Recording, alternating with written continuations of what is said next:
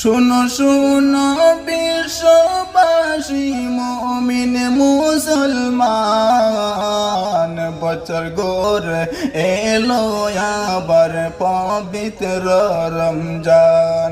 বছর গড়ে এলো আবার পবিত্র রমজান। রোজা রেখে নামাজ পড়ো পড়ো কুরআন শরীফ, দোহা তোলে দোয়া করো আল্লাহর দরবারে। যে তো গুনাহ করে আসো এই দুনিয়াতে, আল্লাহর কাছে মাফ চাও গুনাহগার বান্দায়।